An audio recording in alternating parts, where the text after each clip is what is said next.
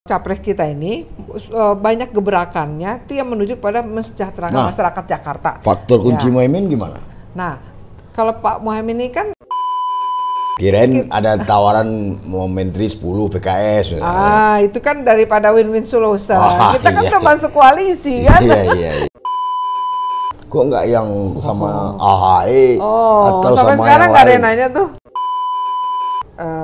Begitu banyak cerita yang memusingkan mereka. Ini jangan recoki, sudah pusing sendiri dengan urusan. Jadi artinya jangan recoki ke gitu. masyarakat ini dengan politik melulu. Itu makanya tadi poin keempat udah pas ini, ya.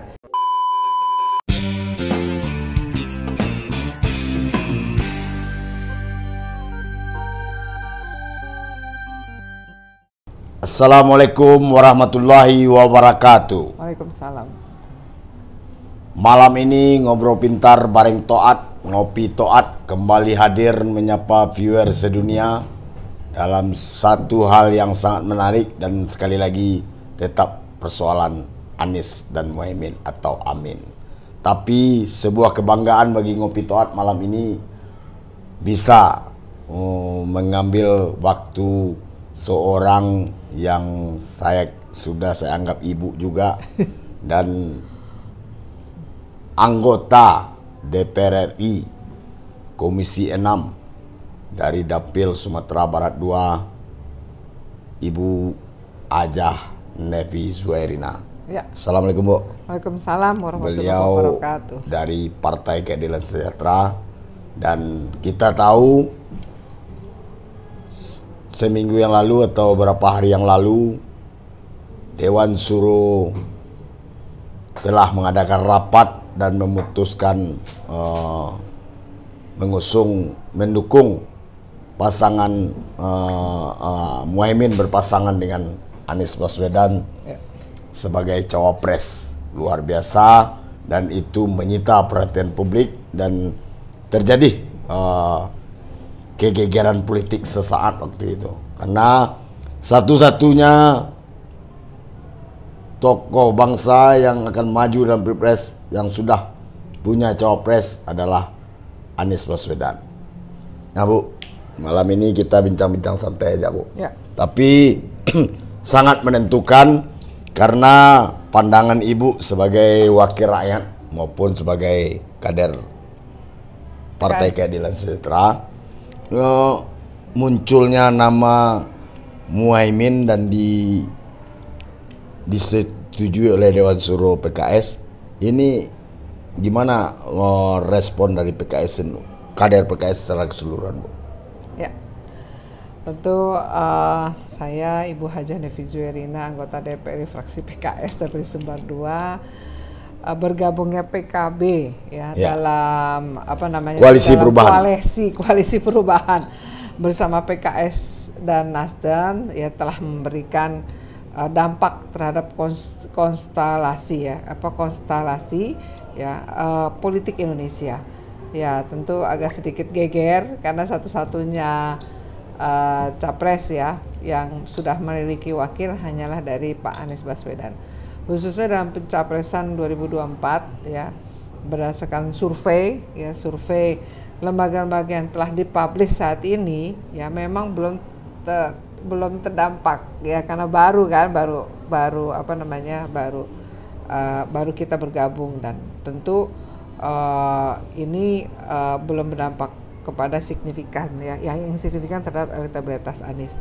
Tapi masih terlalu dini kita untuk menyimpulkan hal tersebut ya karena kan ini baru semua nih ya pilihan rakyat berdasarkan survei tersebut. Nah, dalam upaya mensejahterakan masyarakat, tentu ada banyak indikator yang harus dinilai secara kualitatif dan kuantitatif. Ya, Ibu melihat dua sosok bangsa ini yang diusung koalisi perubahan, dalamnya ada Partai Keadilan Sejahtera. Apa yang bisa Ibu tangkap dari gestur dua orang ini terhadap kesejahteraan itu? Ya. Karena waktu awal-awal bergabungnya dua orang ini, Anies Baswedan sudah menyatakan kita gelar kesejahteraan katanya. Ya. Saatnya kita menggelar kesejahteraan. Oke, ya memang kalau dari Pak Anies Baswedan kita kan sudah melihat track recordnya di Jakarta. Kalau kita lihat dari datanya, di awal menjabat sebagai gubernur, angka kemiskinan Jakarta sebesar 3,78% pada September 2017. Setelah itu angka kemiskinan menunjukkan tren menurun, ya, hingga ke level terendahnya di 3,42% pada September 2019. Akan tetapi pandemi COVID-19 menyebabkan penduduk miskin meningkat menjadi 4,69%. Ya, betul. Jadi kalau kita lihat ya sebetulnya Bapak Capres kita ini banyak gebrakannya itu yang menuju pada mensejahterakan masyarakat Jakarta. Faktor kunci Muhaimin gimana? Nah, kalau Pak Muhaimin ini kan menjadi cawapres, ya menjadi cawapres. Kalau kita lihat sekarang kan peluang ya jumlah suara pemilih lah kita sebut. Ya gelontoran Jawa Timur, suara Jawa Timur kita ya. sudah tahu ya 60% di Republik yang kita cinta ini tinggalnya di Pulau Jawa, 60%. Benar. Ini jadi cerdasnya hampir ini. Ya setengah penduduk Indonesia. Tapi nggak ada iming-iming ke PKS ya, mendukung menyetujui pasangan itu. Iming-iming nggak ada ya? Nggak ada lah. Kita kan murni kan untuk menuju pada koalisi perubahan dong itu. Ya jadinya. Ini kirain ada tawaran mau menteri 10 PKS. Itu kan daripada win-win solution. Kita kan udah masuk koalisi kan. Jadi kita juga harus sama-sama mendukung lah ya untuk pasangan Amin ini ya. Nah, jadi kalau Caimin ini memang kita harapkan bisa mendulang suara di Pulau Jawa. Oh itu kuncinya sehingga ya. Selain dari hal-hal yang lain ya, tentu banyak faktor lain ya. Tapi PKS solid ya untuk mendukung. Solid ya, kita kan sudah diputuskan Dewan Suro ini nggak ada lagi kata-kata lain. Udah nggak ada lagi ya, kita udah putuskan itu kan majelis tertinggi ya dari keputusan PKS ya, sesuai arahan Majelis Suro PKS kami mendukung penuh Anies presiden. Siapapun wakilnya, yang penting Presiden Anies gitu ya Pak Anies Baswedan. Di awal kita sudah menyatakan dukungan dan kami sudah bersama Pak Anies, siapapun jadi wakilnya tidak masalah ya. Berkat Caimin menjadi wapres, kami menyebut baik ya dengan konstituen sejauh ini kita tidak ada masalah. Mengapa begitu solidnya PKS terhadap kepada Anies? Apa sih entry point-nya Bu? Kalau Ibu menganalisa. Kita kan ada berapa kriteria capres ya, yang sudah diputuskan oleh Majelis Suro. Nah, Anies itu ada semua. Semua kriteria yang diputuskan capres, Majelis Suro, Anies ada di dalam. Ada semua dalam gitu. Apa itu intelektual? Kereligiusannya religius ya. Mungkin prestasi track record beliau di DKI pun juga menjadi salah satu. Ya dan itu sudah dipertontonkan oleh publik Bu. Ketika di Najwa Shihab kayaknya on fire kali Anies di mata Najwa kemarin itu. Betul. Ya kan? Betul. Nah dengan Muhaimin ini tentu karena ada berapa jeda waktu Bu. Ketika deklarasi Muhaimin dengan Anies dengan Muhaimin, lalu PKS tunggu dulu, berarti ada jeda waktu. Ini dalam rangka kajian atau gimana gitu? Atau ngumpulin Dewan Suro rapat dulu? Ya, kan memang keputusan tertinggi itu ada di Dewan Suro. Waktu itu ketika deklarasi Pak Anies itu kan kita belum memutuskan di Dewan Suro. Kita sudah kebiasaan kami sejak PKS berdiri ya, keputusan-keputusan penting di negara ini itu harus diputuskan oleh Majelis Suro, itu lembaga tertinggi di partai kami gitu. Kalau Ibu sebagai politisi perempuannya PKS, aku rasa dengan Anies sudah bertemu dan berdialog kali ya. Sudah. Itu ada apa yang Ibu lihat dari Anies itu terhadap Indonesia dan perempuan Indonesia? Ya kami melihatnya dia seorang visioner ya. Artinya kan gini ya, kalau kita melihat calon pemimpin tertinggi di Indonesia, katakan itu capres atau cawapres ya, dia harus memikirkan bagaimana Indonesia ke depan tuh 50 tahun. Ya, nggak bisa kita mikirkan Indonesia itu hanya sesuai dengan periode dia menjabat menjadi presiden. Nah, ini kita melihat Bapak Anies Baswedan bisa melihat blueprint Indonesia 50 tahun ke depan seperti apa. Nah, itu yang kita melihat dari kecerdasan Pak Anies. Ya mungkin insya Allah yang lain juga cerdas sama, tapi kita melihat Pak Anies sudah punya ya pandangan bagaimana negara ini ke depan gitu. Tapi yang mengenai Muhaimin, Ibu juga banyak orang menilai Muhaimin itu pribadi yang humble.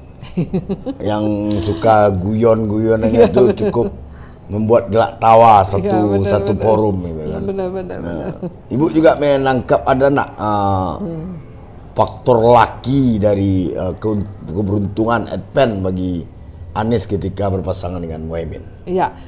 Jadi ada beberapa hal ya. Berdasarkan hasil musyawarah Majelis Syuro ke-9 PKS beberapa waktu lalu memutuskan 5 keputusan terkait pemilihan presiden Pilpres 2024. Pertama, memperkuat keputusan musyawarah Majelis Syuro yang ke-8 yang mengusung Anies Rashid Baswedan sebagai bakal capres pada Pilpres tahun 2024. Yang kedua, memutuskan Bapak Abdul Muhaimin Iskandar sebagai bakal calon wakil presiden Republik Indonesia mendampingi Bapak Anies Baswedan. Yang ketiga, menyetujui dan menetapkan pasangan Anies sebagai pasangan bakal capres dan cawapres Pilpres 2024. Yang keempat, PKS optimis ya dapat mengokohkan kemenangan yang didasari semangat ukhuwah Islamiyah, ya ukhuwah watoniyah, kebangsaan dan ukhuwah insaniyah. Yang ini ada kebersamaan nih dengan PKB nih, dengan Caimin ya. Ada ukhuwah Islamiyah. Saya kira kali-kalinya gampang saja. Watoniyah dan ukhuwah insaniyah. Saya kira sekali-kalinya gampang saja itu kan. Kalau enggak dengan Muhaimin ya Jawa lepas katanya kan. Ya lebih baik dengan Pak Muhaimin aja, Pak Anies. Enggak itu aja kali-kali atau analisa dari. Kan lebih dari itulah. Lebih dari itu ya. Tadi saya sampaikan itu kan keputusan PKS demikian. Yang kelima, menginstruksikan kepada seluruh pengurus anggota dan keluarga besar PKS untuk totalitas bekerja keras memenangkan Amin. Jadi saya melihat jika pasangan ini mengapitalisasi kedua golongan basis masanya bisa menjadi keuntungan kedua pasangan ini. Ini ada potensi dua kekuatan massa tersebut bersatu. Nah, di mana PKS dan PKB dengan basis pemilih Islam yang berbeda akan saling melengkapi pasangan Anies Rashid Abdul Muhaimin.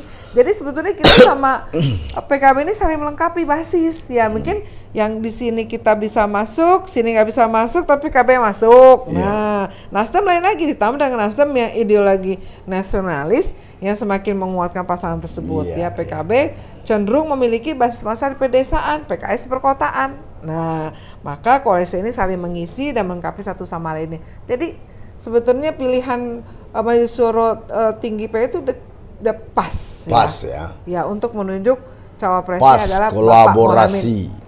Kolaborasi dua religius yang berbeda. Ya, gitu. Beda basis. Beda basis. Jadi ingat tuh.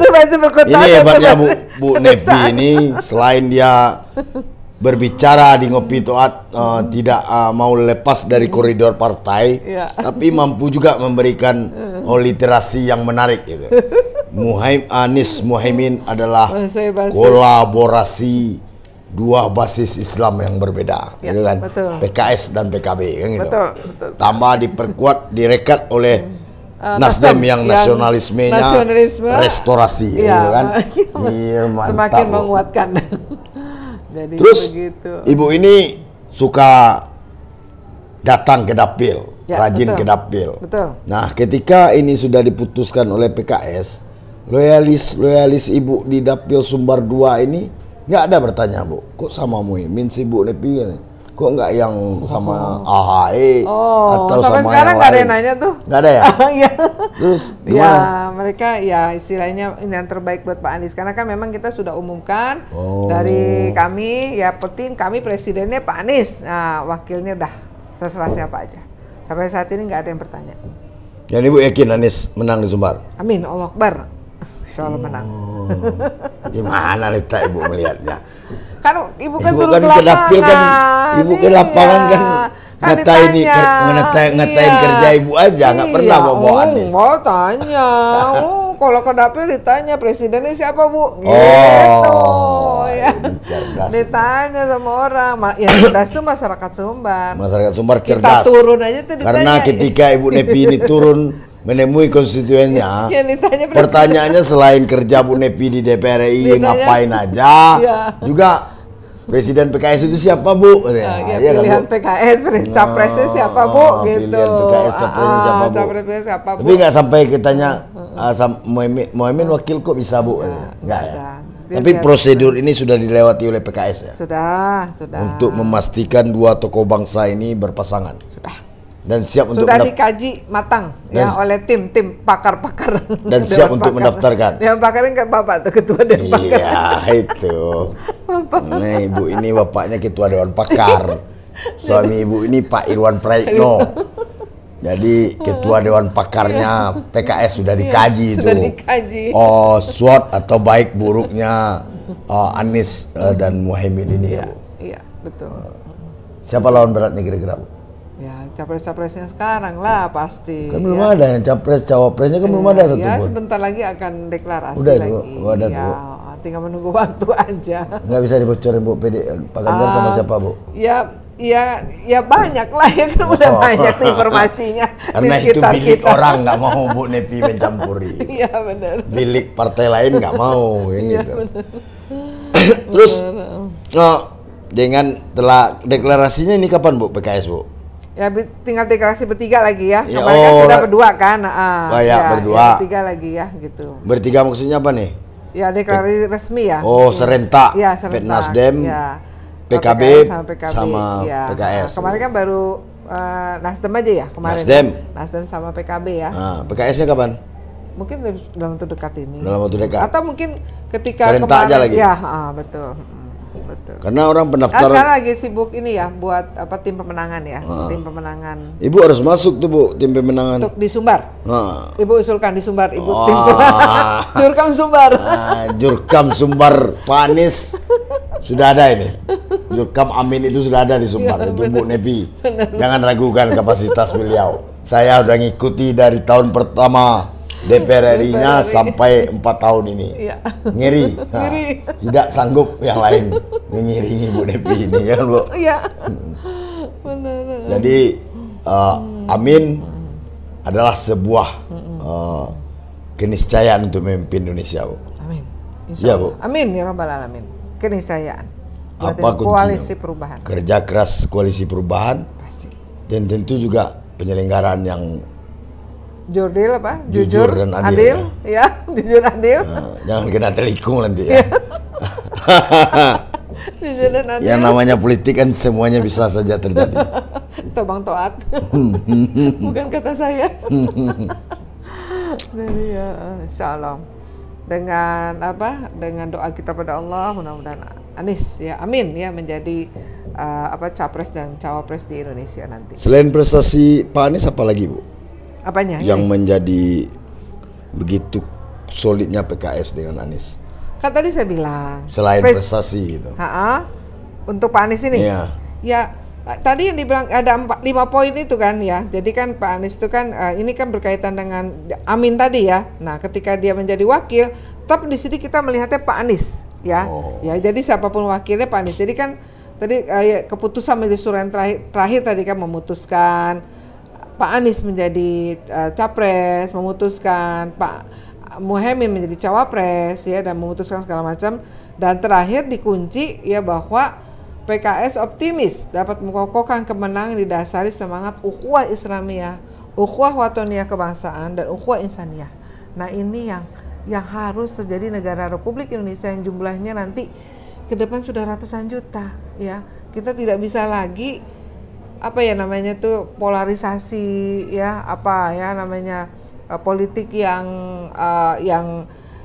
tidak, politik kita semua menggabungkan bangsa, tapi politik yang meneduhkan ya, politik yang menenteramkan bangsa ini sehingga bangsa ini tinggal memikirkan kehidupannya aja lagi ya, makannya, sekolahnya gitu. Ya tidak walaupun kita tidak mengatakan cara politik, tapi kalau kita menjadikan politik ini tidak dipikirkan oleh rakyat Indonesia kan lebih bagus ya.